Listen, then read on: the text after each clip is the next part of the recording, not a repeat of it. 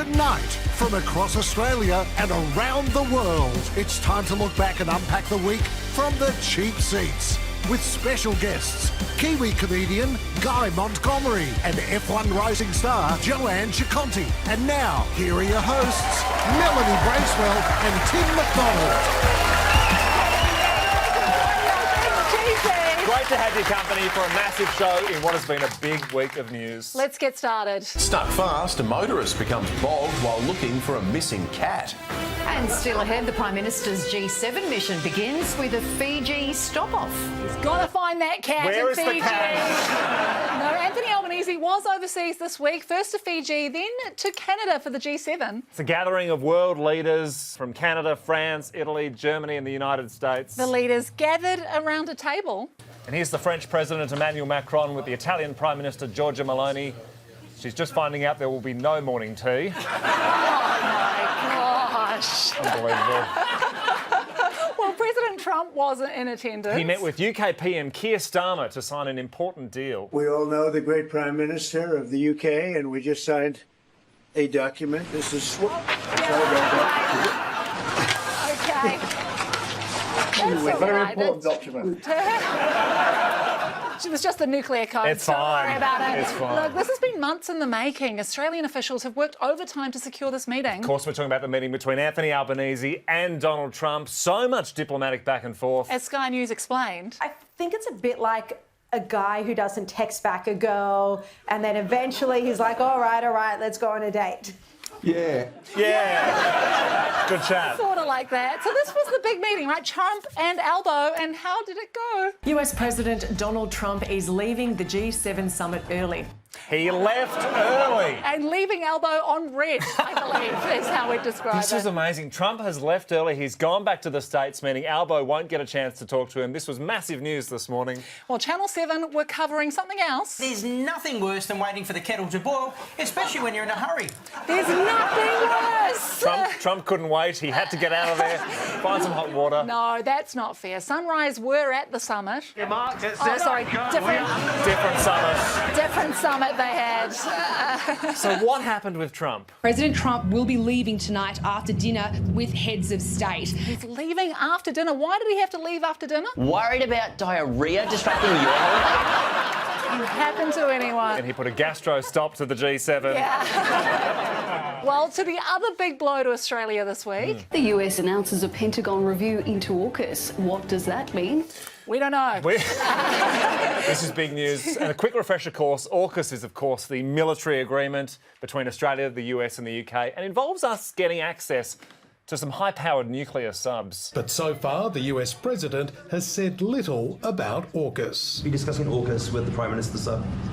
What does that mean? AUKUS, the Australia-US Defence Alliance. So, we'll be discussing Yeah, it. we'll be As soon talking as we about figure it. out what that means. Well, on Four Corners this week, Yes. the US committed to the deal. He's told Four Corners that Washington will meet its obligation to deliver at least 3 Virginia-class submarines to Australia. Absolutely, yes. 110%. On time? On time's going to be... I'm not going to commit to on time.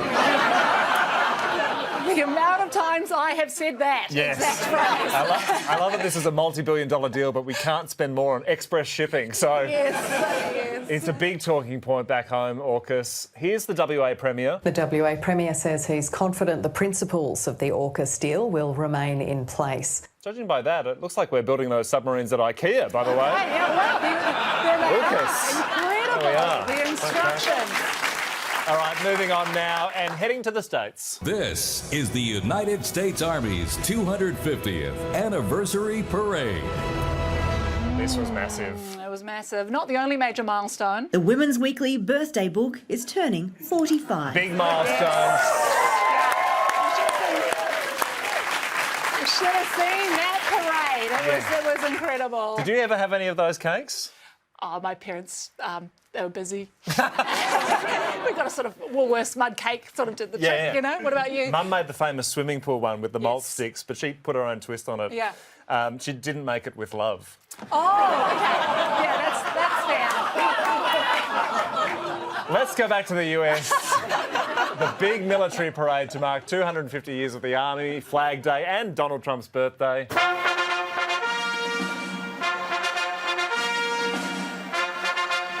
is arriving after a quick gastro stop. Yes, and those are the T-shirt cannons going off. That is beautiful. This parade was a big deal. Huge. We've seen a cavalry unit, artillery units, there's been flyovers, there was even a dog that was barking very cheerfully.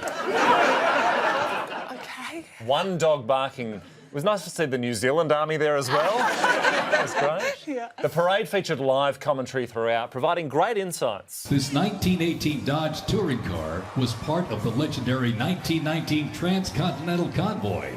Now remember, no pavement, no GPS, and no power steering. Okay, it's not for sale. I don't know why. This seems like an infomercial. Well, it wasn't just the cars. We also saw helicopters. And now as we're seeing the helicopters, and we'll try and figure out which helicopters they are. G'day again, James Padley in the Carbon Lawyers Traffic Chopper.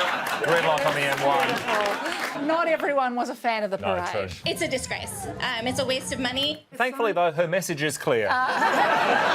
Hatoi Ruoi Rono. Yes, Well done. I couldn't have said it better myself. There were plenty of protests across America. People upset with the president. We don't want him here. We don't want him as our president. We don't want any fascism in here. He's the most un-American leader we've ever had. Coming from a taco, that is incredible. She's very unhappy with either Guzman or Gomez. It's hard to tell. Speaking of parades, over in the UK saw the annual Trooping the Colour. There's the royal family on the balcony there with a special flyover. Yes. From the French army for some reason? I think that's Colgate Triple Action. Oh, actually, really? I think. Beautiful touch. Amazing. Well, it featured a special salute to mark the King's official birthday. The 41-gun salute. I'm sorry we can't bring you a better picture of the guns themselves, but Okay. we can hear them. That's great. Thank you, Sky News by name and by nature. Look, we saw some impressive display from the British. Yes. And now we'll see them reform the L shape, just like in the Napoleonic times. This is what Napoleon feared. The L shape. The letter L. Oh, my God. He'd hate my couch. Well, he'd hate it.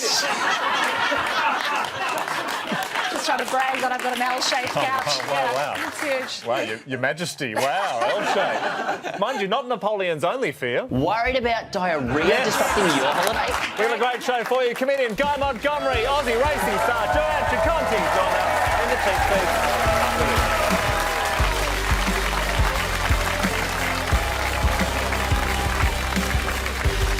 That is my kind of comedy once I get it. Not in Australia? Desperate to catch up on the newest episodes of Have You Been Paying Attention? We're releasing brand new episodes for our overseas friends of the show. So you guys are a couple, is that what it is? On the official Have You Been Paying Attention YouTube channel.